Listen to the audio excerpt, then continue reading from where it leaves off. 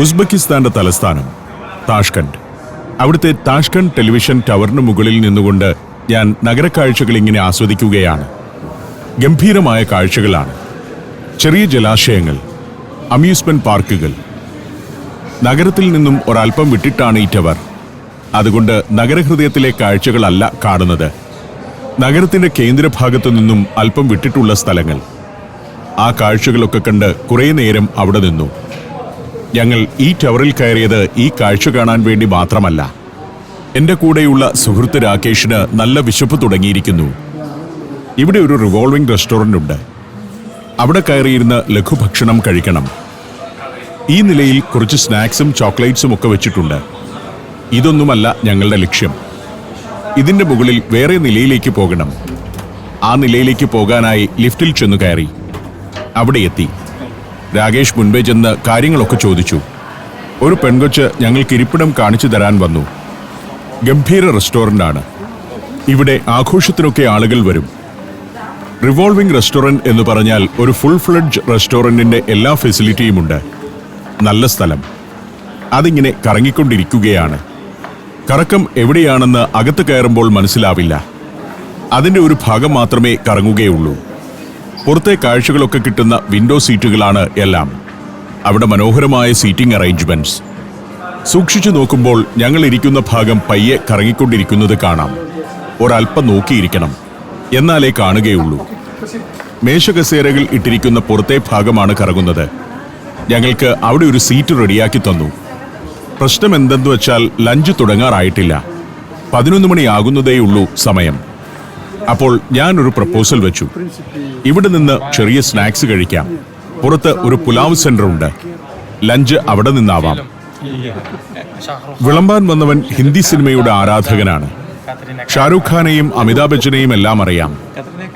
ഇവന്റെ ഏറ്റവും വലിയ ആരാധന കത്രീന കൈഫിനോടാണ്. കഴിക്കാൻ 2 പേസ്ട്രീസ് എന്തെങ്കിലും പറയാൻ പറഞ്ഞു. എനിക്ക് മധുരമുള്ളത് അത്ര ഇഷ്ടമുണ്ടായിട്ടല്ല. രാകേഷിന് മധുരം കഴിക്കാൻ പാടില്ല എന്നാണ് വീട്ടിൽ നിന്നുള്ള നിർദ്ദേശമെങ്കിലും ഇപ്പോൾ എന്റെ പേര് പറഞ്ഞ് പുള്ളി മധുരം കഴിക്കുകയാണ്. അങ്ങനെ മധുരം കഴിക്കാൻ പാടില്ലാത്തയാൾ എന്റെ പേരിൽ പേസ്ട്രി കഴിക്കുന്നു. നല്ല രുചിയാണ്. സംഭവം കൊള്ളാം. നല്ലവണ്ണം ഇഷ്ടപ്പെട്ടു. പിന്നെ ഓരോ ഫ്രഷ് ഓറഞ്ച് ജ്യൂസും കൂടി കഴിച്ചു. ഇവിടെ ഗംഭീരമായ ബാറുണ്ട്. മദ്യം സുലഭമാണ് ഈ രാജ്യത്ത്. പക്ഷേ കസാക്കിസ്ഥാനിൽ ഉള്ളതുപോലെ എല്ലാ റെസ്റ്റോറൻറ്റുകളിലും ഇവിടെ മദ്യം കിട്ടില്ല. ഞങ്ങൾ ഇനി താഴേക്കിറങ്ങാൻ തീരുമാനിച്ചു. റിസപ്ഷനിലെ പെൺകൊച്ച് കൈവീശി യാത്രയാക്കി. ഞാൻ രാകേഷിനോട് പറഞ്ഞിരിക്കുന്നത് ഉച്ചഭക്ഷണം പിലാഫ് സെന്ററിൽ നിന്ന് കഴിക്കാമെന്നാണ്. പുലാവ്, പിലാഫ്, പ്ലോവ് എന്നൊക്കെയാണ് ഇവർ അതിന് പറയുക. യൂനു സോബോദ് സ്പോർട്സ് കോംപ്ലക്സ് എന്ന ഒരു സ്ഥാപനം തൊട്ടടുത്തു തന്നെയുണ്ട്. കാർ ടെലിവിഷൻ ടവറിന്റെ അടുത്തു തന്നെയാണ് പാർക്ക് ചെയ്തിരിക്കുന്നത്. അവിടെ നിന്നും ഞങ്ങൾ നടക്കുകയാണ് ചെയ്തത്. വലിയൊരു പന്തലുണ്ട്. അതിനകത്ത് മുഴുവൻ കസേരകളും മേശകളും നിരത്തിയിട്ടിരിക്കുന്നു. ഒരു റെസ്റ്റോറൻറ്റിന്റെ ആംബിയൻസ്. പക്ഷേ പുറത്തിരിക്കാൻ പറ്റില്ല. നല്ല ചൂടായി കഴിഞ്ഞു. ബെഷ് കൊസോൺ എന്ന ഒരു റെസ്റ്റോറൻ്റാണ്. സെൻട്രൽ ഏഷ്യൻ ക്യുസിനാണ് ഇവിടെ കിട്ടുക. ഇവിടുത്തെ ഒരു പ്രത്യേകത ഈ 11:45 സമയത്ത് ചെന്നാൽ പാചകം ചെയ്യുന്നത് കാണാം എന്നതാണ്. അതാണ് ഇവിടുത്തെ ഒരു പ്രധാന ടൂറിസ്റ്റ് ആകർഷണം. പിലാഫ് എന്ന് പറഞ്ഞാൽ ബിരിയാണിയുടെ മറ്റൊരു വകഭേദമാണ്. പുലാവ് എന്ന് പറയുമല്ലോ നമ്മൾ. കയറി ചെല്ലുമ്പോഴേ കാണുന്നത് ജീവനക്കാർ വേവിച്ചെടുത്ത ആട്ടിറച്ചി കൊത്തി അരിഞ്ഞുകൊണ്ടിരിക്കുന്നതാണ്. പുലാവിനകത്ത് ചേർക്കാനുള്ളതാണ്. ധാരാളം ടൂറിസ്റ്റുകൾ എത്തുന്നുണ്ട്. വലിയൊരു അടുക്കളയാണ്. അടുക്കളയ്ക്കകത്തേക്കാണ് ടൂറിസ്റ്റുകൾക്ക് പ്രവേശനം എന്നുള്ളത് ഇവിടുത്തെ വിചിത്രമായ ഒരു കാര്യം. നിരവധി അടുപ്പുകൾ. ഈ അടുപ്പുകളിൽ പുലാവ് വെന്തുകൊണ്ടിരിക്കുന്നു. ഇതാണ് സംഭവം. നല്ല ഒലിവെണ്ണയ്ക്കകത്ത് ഇവനിങ്ങനെ തിളച്ചു മറിഞ്ഞുകൊണ്ടിരിക്കുകയാണ്. ഒലിവെണ്ണയും നെയ്യുമൊക്കെ ഉണ്ടെന്ന് തോന്നുന്നു. അതിനകത്ത് വെന്തുകൊണ്ടിരിക്കുകയാണ് ചോറ്. അരി അല്പം കുതിർത്തെടുത്തതേയുള്ളൂ എന്ന് തോന്നുന്നു. നമ്മുടെ ബിരിയാണിയുടെ അത്ര വേവില്ല. എന്നാൽ അതിനകത്തിടുന്നത് പോലെ കിസ്മിസ്, കശുവണ്ടിപ്പരിപ്പ്, സ്പൈസസ് എന്നിവയൊക്കെ ചേർക്കുന്നുണ്ട്. അതിനോടൊപ്പം വിളമ്പാനുള്ളതാണ് ഒരു വശത്ത് വേവിച്ചുകൊണ്ടിരിക്കുന്നത്. ക്യാരറ്റ്, കടല എന്നിങ്ങനെ എന്തൊക്കെയോ സാധനങ്ങൾ. അതും എണ്ണയ്ക്കകത്ത് വെന്തുകൊണ്ടിരിക്കുകയാണ്. കിസ്മിസ്, അണ്ടിപ്പരിപ്പ് എന്നിങ്ങനെ പലതുമുണ്ട്. സൈഡ് ഡിഷുകളോ പിലാഫിനകത്ത് ചേർക്കാനുള്ള സാധനങ്ങളോ ആണ്. ഇതെല്ലാം വിറകടുപ്പിലാണ് വേവുന്നതെന്നതാണ് രസകരമായ കാര്യം. കാഴ്ചക്കാരായി ധാരാളം ടൂറിസ്റ്റുകൾ വന്നുകൊണ്ടിരിക്കുന്നുണ്ട് ഇവിടെ. വേറൊരു ഭാഗത്ത് ചെല്ലുമ്പോൾ വെളുത്തുള്ളി, കറുവാപ്പട്ട മുതൽ വറ്റൽമുളക് വരെ എണ്ണയ്ക്കകത്ത് മൂപ്പിച്ചുകൊണ്ടിരിക്കുന്നു. ചെറിയ ക്വാണ്ടിറ്റി ഒരിടത്തുമില്ല, എല്ലാം വമ്പൻ ക്വാണ്ടിറ്റിയിലാണ്, വമ്പൻ കുട്ടകത്തിൽ. വേറൊരു ഭാഗത്ത് ഇവിടുത്തെ പ്രത്യേകതരം ബ്രെഡുണ്ട്. ലെപഷ്ക എന്നാണ് ഇതിന്റെ പേര്. ഉസ്ബെക് ജനത പാവനമായി കരുതുന്ന ഭക്ഷണമാണ് ലെപഷ്ക. അത് വലിയ ബോർമയ്ക്കകത്ത് ചുട്ടുകൊണ്ടിരിക്കുന്നു. വെന്തത് പുറത്തേക്ക് മാറ്റുന്നു. അതീവ രുചികരമാണ് ഇതെന്നാണ് രാകേഷ് എന്നോട് പറഞ്ഞത്. ഇതൊക്കെ വഴിയരികിലും വെച്ച് വിൽക്കാറുണ്ട്. വൈകിട്ട് ജോലി കഴിഞ്ഞ് വീട്ടിലേക്ക് പോകുന്നവർ വഴിയരികിൽ നിന്ന് ഈ ബ്രെഡും വാങ്ങിച്ചുകൊണ്ടാണ് പോവുക. വീട്ടിൽ ഒരു നേരത്തെ ഭക്ഷണം ഇത്തരം ബ്രെഡുകളാണ്. കുട്ടികൾ റൊട്ടിക്ക് വേണ്ടി കാത്തിരിക്കുന്നുവെന്ന് റഷ്യൻ സാഹിത്യത്തിൽ വായിച്ചിട്ടുണ്ടല്ലോ. ആ റൊട്ടി ഇതാണ്. ഒരു കഷ്ണം റൊട്ടിക്ക് വേണ്ടി റേഷൻ കടയ്ക്ക് മുൻപിൽ കാത്തുനിന്നുവെന്ന് നമ്മൾ സോവിയറ്റ് കാലങ്ങളിലൊക്കെ പറഞ്ഞു കേട്ടിട്ടുമുണ്ട്. ഇങ്ങനെ നിരവധി അടുപ്പുകളിൽ പിലാഫ് വെന്തുകൊണ്ടിരിക്കുന്നു. മരക്കുറ്റികൾ അകത്തിട്ട് ആഞ്ഞു കത്തിച്ചുകൊണ്ടിരിക്കുകയാണ്. ഗ്യാസ് അടുപ്പുകളൊന്നുമല്ല. നല്ല വേവുണ്ടാകണമെങ്കിൽ ഇങ്ങനെ കത്തിക്കണമെന്നാണ് പറയുന്നത്. ഇതിനകത്ത് അരി ഇടുന്നതേയുള്ളൂ. അരി കഴുകി അതിനെ ഒന്ന് ചെറുതായിട്ട് കുതിർത്തെടുത്താണ് വേവിക്കുന്നത്. ബസുമതി അരി കൊണ്ടാണ് പിലാവ് അഥവാ പ്ലോവ് ഉണ്ടാക്കുന്നത്. കഴുകി അരമണിക്കൂറോളം കുതിർത്തു വയ്ക്കുന്ന അരി തിളച്ച എണ്ണയിലോ നെയ്യിലോ ഇട്ട് ആവി കൂടി ചേർത്ത് വേവിച്ചെടുക്കുന്നു. നമ്മൾ ബിരിയാണിയിൽ ചേർക്കുന്നത് പോലെ ഏലം, ഗ്രാമ്പൂ, കറുവാപ്പട്ട, വെളുത്തുള്ളി തുടങ്ങിയവയൊക്കെ ഇതിലുമുണ്ട്. ബീഫ്, മട്ടൺ എന്നിവയും ചേരുവകളാണ്. ഈ റെസ്റ്റോറന്റിൽ കുതിരയിറച്ചി ചേർത്ത പിലാവും കിട്ടും. 50 കിലോ അരിയുടെ പിലാവാണ് ഈ ഒരു പാത്രത്തിൽ ഒരു സമയം ഉണ്ടാക്കുന്നത്. സായിപ്പുമാർക്ക് ഈ പാചകമെല്ലാം വലിയ കാര്യമാണ്. അവർ എല്ലാത്തിൻ്റെയും ഫോട്ടോ എടുത്തു തീർക്കുന്നു. അടുപ്പിന്റെ അടുത്തെങ്ങും നിൽക്കാൻ പറ്റില്ല. ഭീകരമായ ചൂടാണ്. ഇതൊക്കെ പിലാവിന്റെ കൂടെ ചേർക്കാനുള്ളത് തന്നെ. ക്യാരറ്റ്, തക്കാളി, ബീൻസ്, കടല, ഉരുളക്കിഴങ്ങ്, മുന്തിരി, അണ്ടിപ്പരിപ്പ് എന്നിങ്ങനെ പലവിധ സാധനങ്ങൾ. എല്ലായിടത്തും തകൃതിയായി പണി നടക്കുന്നുണ്ട്. താഷ്കണ്ടിലെ ഏറ്റവും പ്രശസ്തമായ റെസ്റ്റോറന്റുകളിലൊന്നാണ് ബെഷ്കൊസോൺ. പിലാവ് മാത്രം ലഭിക്കുന്ന ഇത്ര വിപുലമായ മറ്റൊരിടം ഈ നഗരത്തിലില്ല. ഒറ്റ പാത്രം കൊണ്ടങ്ങനെ മൂടുകയല്ല, പല പല തളികകൾ കൊണ്ട് മൂടി വയ്ക്കുകയാണ് പരിപാടി. ഇവിടെയൊക്കെ ബിരിയാണി വേകുന്നതിൻ്റെ മണമാണ്. കുറച്ചുനേരം നിന്നുകഴിഞ്ഞാൽ എനിക്ക് ബിരിയാണിയോടുള്ള താല്പര്യം തന്നെ നഷ്ടപ്പെടുമെന്ന് തോന്നി. വെന്തതിൻ്റെ പാത്രം പൊട്ടിച്ച് ഇളക്കിക്കൊണ്ടിരിക്കുന്നു. ഇതിനകത്ത് കിടന്ന് വെന്ത് ഇറച്ചിയൊക്കെ നല്ല സോഫ്റ്റായി. ഇറച്ചി കഷ്ണങ്ങൾ അടിയിൽ നിന്ന് കോരി മുകളിലേക്കിടുന്നു. ചോറ് എണ്ണയ്ക്കകത്ത് നിന്ന് കരയിലേക്ക് കോരിയെടുത്തിടുന്നു.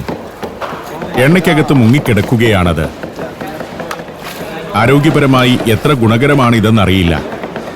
പക്ഷെ നല്ല ടേസ്റ്റാണ് ഈ സാധനത്തിന്. ഇവിടെ ഇരുന്ന് കഴിക്കുക മാത്രമല്ല, ഇവിടെ നിന്ന് പാഴ്സൽ വാങ്ങിക്കൊണ്ടു പോകുന്ന ധാരാളം ആളുകളുമുണ്ട്. പാഴ്സലിനുള്ളതാണ് ഇപ്പോൾ കോരി മാറ്റിക്കൊണ്ടിരിക്കുന്നത്. ഇവിടുത്തെ ഏറ്റവും പ്രമുഖമായിട്ടുള്ള ഒരു ഭക്ഷണശാലയാണിത്. ആയിരക്കണക്കിന് നഗരവാസികൾ ഇവിടുത്തെ സ്ഥിരം ഉപഭോക്താക്കളാണ്. രാവിലെ 9-ന് തുറക്കുന്ന ഈ അടുക്കള രാത്രി 11 വരെയും ഈ വിധം സജീവമായിരിക്കും. അടുക്കളയോട് ചേർന്ന് തന്നെ വലിയൊരു ഹാളുണ്ട്. ഭക്ഷണം കഴിക്കുന്ന സ്ഥലം AC-യാണ്. സുന്ദരമായ സ്ഥലം. അവിടെ ഇരുന്ന് ഉച്ചഭക്ഷണം കഴിക്കാൻ ഞങ്ങൾ തീരുമാനിച്ചു. അങ്ങനെ അവിടേക്ക് ചെന്നു. കുറേയേറെ ആളുകളുണ്ട്. എല്ലാവരും പിലാഫ് അല്ലെങ്കിൽ പ്ലോവ് കഴിച്ചുകൊണ്ടിരിക്കുന്നു. പുലാവ് നമ്മുടെ ഭാഷയിൽ, പിലാഫ് എന്ന് ഇവർ പറയും. പ്ലോവ് എന്നും പറയും റഷ്യൻ ഭാഷയിൽ. ഞങ്ങളിരുന്നു. പിലാഫിനൊപ്പം മറ്റെന്തൊക്കെ വേണമെന്നായി ചർച്ച. ഒരു ബ്രെഡും കൂടി പറയാൻ പറഞ്ഞു. ബ്രെഡും പുലാവും. പുലാവ് രാകേഷിന് വലിയ താല്പര്യമില്ലാത്തതുകൊണ്ട് ഒരു പ്ലേറ്റ് മതിയെന്ന് പറഞ്ഞു. ഞങ്ങൾക്ക് 2 പേർക്കും കൂടി അത് മതിയാകും. അങ്ങനെ ഭക്ഷണം വന്നു. നല്ല ഗന്ധം. 2 മുട്ട. ഇറച്ചി നുറുക്കിക്കൊണ്ടിരുന്നത് ഇതിന്റെ മുകളിൽ വെക്കാനാണെന്ന് ഇപ്പോൾ മനസ്സിലായി. അര ബ്രെഡ് മാത്രമേ പറഞ്ഞുള്ളൂ. എങ്ങനെയുണ്ട് ടേസ്റ്റ് എന്ന് നോക്കാൻ രാകേഷിനെ ഏൽപ്പിച്ചു. ഇത് ഈ പ്ലോവ് ക്ലാസിക്കൽ പ്ലോവാണ്. പല ടൈപ്പ് ഉണ്ട്. ഒന്ന് സമർകാന്ത്, പിന്നെ ഈ കല്യാണങ്ങളിൽ കൊടുക്കുന്ന സ്പെഷ്യൽ പ്ലോവ് ഉണ്ട് അത്. പക്ഷെ നമ്മളിപ്പം പറഞ്ഞിരിക്കുന്നത് ക്ലാസിക്കൽ പ്ലോവാണ്. രാകേഷ് പ്രതീക്ഷിച്ചതുപോലെയല്ല. ഇവിടുത്തെ ഭാഷ ഇത്രയും ടേസ്റ്റി ആയിരുന്നില്ലത്രേ നേരത്തെ വേറെ എവിടെ നിന്നോ കഴിച്ചപ്പോൾ. ബിരിയാണിയുടേതിനേക്കാൾ കുറച്ചുകൂടി നല്ല ടേസ്റ്റാണ്. അതിനകത്തെ മട്ടൺ അസാധ്യ രുചികരമാണ്. അധികം മസാലകളൊന്നുമില്ലെങ്കിലും ഗംഭീര രുചി. ചോറ് കുറച്ചുകൂടെ പോകാനുണ്ട്. അരി അല്പം കൂടി വേഗമായിരുന്നു എന്ന് തോന്നും. നല്ല ടേസ്റ്റ് ഉണ്ട്. പക്ഷേ അതിന് പ്രത്യേക രുചിയാണ്. ബ്രെഡും വന്നുകൊണ്ടേയിരിക്കുന്നു അടുക്കളയിൽ നിന്ന്. പിന്നെ അവസാനം വരിക കട്ടൻ ചായയാണ്.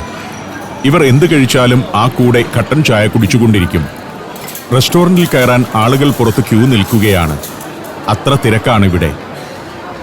Morocco, north Macedonia, Kazakhstan, Zambia, Zimbabwe.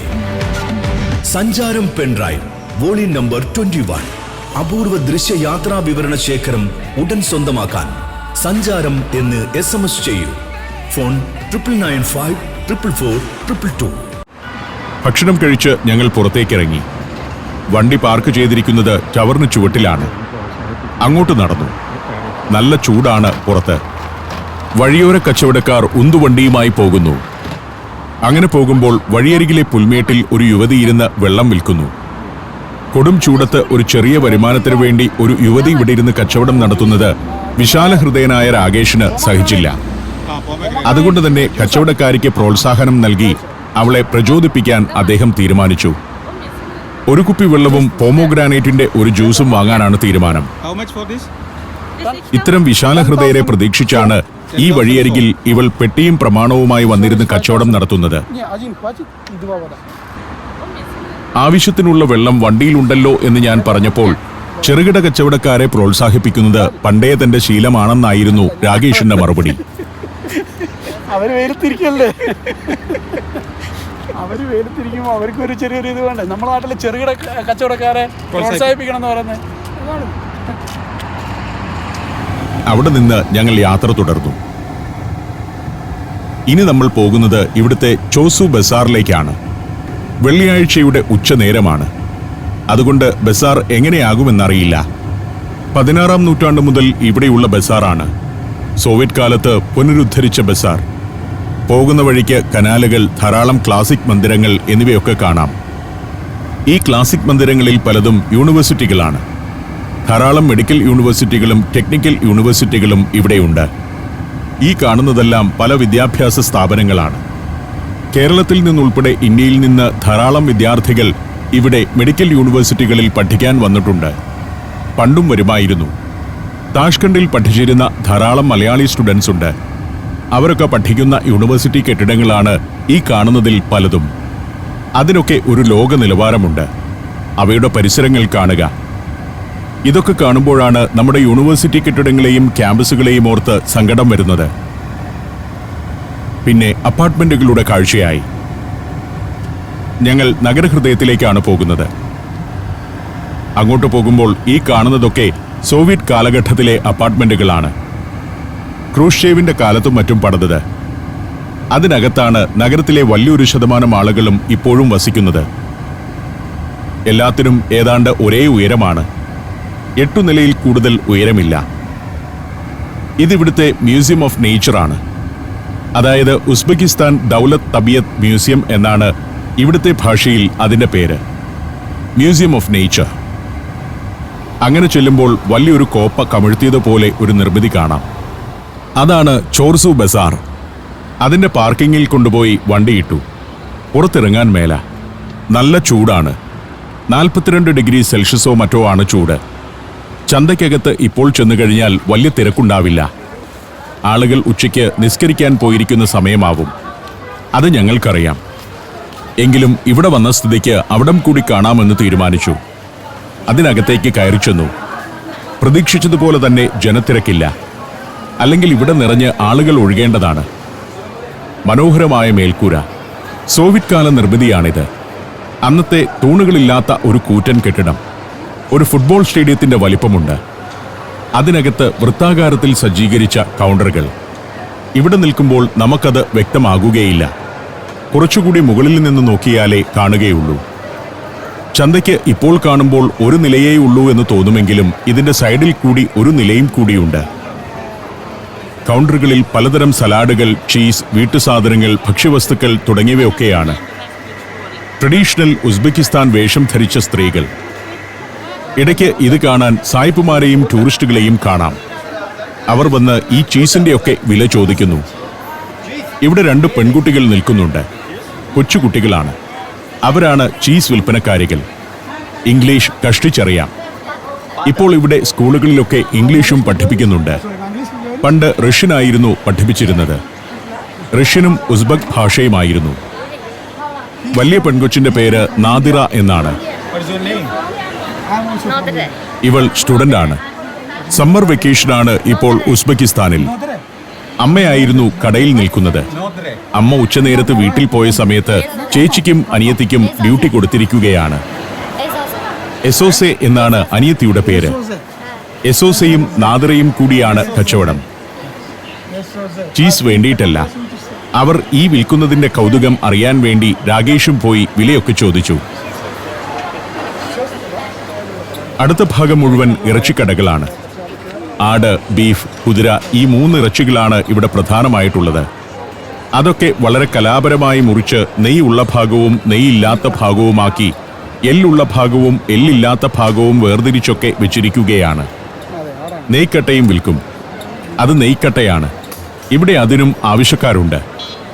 നെയ്യുടെ അംശമാണ് ഇതിന്റെ രുചി കൂട്ടുന്നത്. കസ്റ്റമേഴ്സ് അധികം വരാത്ത സമയമായതുകൊണ്ട് റെസ്റ്റോറന്റുകൾ തുടങ്ങിയ വലിയ സ്ഥാപനങ്ങളൊക്കെ ഈ സമയത്താണ് ചന്തയിൽ വന്ന് സാധനങ്ങൾ വാങ്ങിച്ചുകൊണ്ട് പോകുന്നത്. അവർക്കുള്ള മാംസം തൂക്കി കൊടുത്തുകൊണ്ടിരിക്കുന്നു. ഏതൊക്കെയോ വലിയ റെസ്റ്റോറന്റുകാർക്കുള്ള ഇറച്ചി തൂക്കി മാറ്റിക്കൊണ്ടിരിക്കുകയാണ്. അല്ലാതെ ഇൻഡിവിജ്വൽ കസ്റ്റമേഴ്സിനുള്ള ഇറച്ചിയല്ലിത്. ഇത് ആട്ടിറച്ചിയാണ്. ആട്ടിറച്ചി ഒരു പ്രത്യേക രീതിയിലാണ്. ഒന്ന് ഞെളിച്ച് അതിന്റെ പുറകുഭാഗം മാത്രമാണ് തൂക്കി മാറ്റിക്കൊണ്ടിരിക്കുന്നത്. ഓരോന്നിന്റെയും അളവെടുത്ത് തൂക്കിക്കൊടുക്കുന്നു. റെസ്റ്റോറന്റിലേക്ക് കൊണ്ടുപോകുന്ന ജീവനക്കാരൻ അത് വലിയ ട്രോളിയിൽ നിറച്ചു കൊണ്ടുപോകുന്നു. മുകളിലെ നിലയിൽ കയറി നിന്നാൽ ഇതിന്റെ വ്യൂ കുറച്ചുകൂടി ഭംഗിയായിട്ട് കിട്ടും. മുകളിൽ ഒരു നിലയുണ്ട്, ഒരു ബാൽക്കണി പോലെ. അവിടെ ഡ്രൈ ഫ്രൂട്ട്സിന്റെയും മറ്റും കച്ചവടമാണ്. ഡ്രൈ ഫ്രൂട്ട്സ്, നട്ട്സ്, പിന്നെ സ്പൈസസ്, ഇതെല്ലാം ഈ മുകളിലത്തെ നിലയിലാണ്. അവിടെയും അധികം ആളില്ല. കാരണം പുരുഷന്മാരായ കച്ചവടക്കാരൊക്കെ വെള്ളിയാഴ്ചയിലെ ജുമായ്ക്ക് പോയിരിക്കുന്ന സമയമാണ്. സ്പൈസസ് ആണ് ഈ പാത്രങ്ങളിൽ വെച്ചിരിക്കുന്നത്. ഇവിടെ കയറി വരുമ്പോൾ തന്നെ സ്പൈസസിന്റെ മണമാണ്. കൂടാതെ പൈനാപ്പിൾ, പലതരം പഴങ്ങൾ ഒക്കെ ഡ്രൈ ആക്കി വെച്ചിരിക്കുന്നു.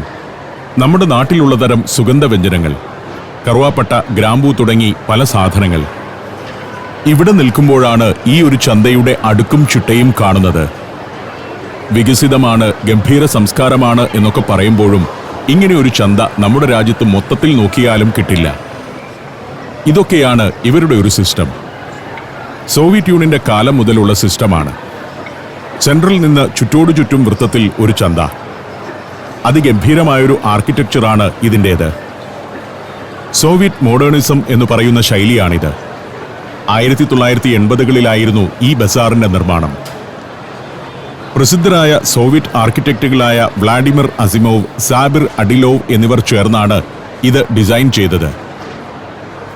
സോവിയറ്റ് കാലത്തും സോവിയറ്റ് യൂണിയന്റെ തകർച്ചയ്ക്ക് ശേഷവും എല്ലാ ദിവസവും നല്ല തിരക്കോടെ ഈ ബസാർ പ്രവർത്തിച്ചുകൊണ്ടേയിരിക്കുന്നു. ഇവിടെ സാധനങ്ങൾ ഡിസ്പ്ലേ ചെയ്തിരിക്കുന്നത് വളരെ സിസ്റ്റമാറ്റിക് ആയിട്ടും കലാപരമായിട്ടുമാണ്. രാകേഷ് അടുത്ത ദിവസം അവധിക്ക് നാട്ടിലേക്ക് പോകുന്നുണ്ട്. പോകുമ്പോൾ കൊണ്ടുപോകാനായി ഡ്രൈ ഫ്രൂട്ട്സ് ഒക്കെ തിരഞ്ഞെടുക്കുകയാണ്. ഞാൻ ചോദിച്ചു, ഇതൊക്കെ ഇവിടെ നിന്ന് എന്തിനാണ് വാങ്ങിക്കുന്നത്? നമ്മുടെ ഇന്ത്യയിൽ കിട്ടുന്നതല്ലേ? വിൽപ്പനക്കാരി ചേച്ചിയോടുള്ള ഹൃദയവിശാലതയാണ് പ്രശ്നം. കച്ചവടക്കാരെ പ്രോത്സാഹിപ്പിക്കുക എന്നത് ഇദ്ദേഹത്തിന്റെ ഒരു സ്വഭാവമാണ്. ബദാമാണിത്. വെറും ബദാമല്ല, ബദാമിന്റെ പുറത്ത് പഞ്ചസാരയുടെ ഒരു കോട്ടിംഗ് കൂടിയുണ്ട്. അതുകൊണ്ട് നല്ല രുചികരമാകും. അങ്ങനെ ഒരു സാധനം ഞാൻ കഴിച്ചിട്ടില്ല. ഇത് നാട്ടിൽ കിട്ടുകയില്ല എന്നാണ് രാകേഷ് അവകാശപ്പെടുന്നത്. അപ്പോൾ പിന്നെ ഇവിടെ നിന്ന് തന്നെ അത് വാങ്ങിച്ചുകൊണ്ട് പോകണം. എനിക്ക് സാമ്പിൾ ആവശ്യത്തിന് കിട്ടി. ചേച്ചി 7-8-56 എന്നെല്ലാം മനക്കണക്ക് കൂട്ടിയാണ് ഓരോന്നോരോന്ന് കവറിലേക്കിടുന്നത്. 3,50,000 സോം ആണ് ഇത്രയും സാധനം വാങ്ങിയതിന്റെ വില. അതായത് നമ്മുടെ ഏതാണ്ട് 2,000 രൂപയ്ക്കടുത്ത്. 3 ലക്ഷം ആദ്യം കൊടുത്തു, പിന്നെ 5,000 സോം കൂടി കൊടുത്തു. ചേച്ചി ഹാപ്പിയായി. ആലിംഗനം ചെയ്താണ് നന്ദി പ്രദർശിപ്പിക്കുന്നത്. അതൊരു നല്ല ശീലമാണെന്ന് എനിക്ക് തോന്നി. ഞങ്ങൾ ചന്തയിൽ നിന്നിറങ്ങി. നല്ല ചൂട്. ഇനി ഒരു 2-3 മണിവരെ അതിഗംഭീരമായ ഉഷ്ണമായിരിക്കും. മുറിയെടുത്തിരിക്കുന്ന ഹോട്ടലിൽ പോയി ചെക്ക് ഇൻ ചെയ്ത് ഞാനൊന്ന് കുളിച്ച് ഫ്രഷായി അല്പം വിശ്രമിക്കാം. അന്നേരത്തേക്കും ഒരു 3 മണിയാകും. ഈ കൊടും ചൂടിലൂടെ നടക്കേണ്ടല്ലോ. അതിനാൽ ഞങ്ങൾ നേരെ ഹോട്ടലിലേക്ക് പോകാൻ തീരുമാനിച്ചു.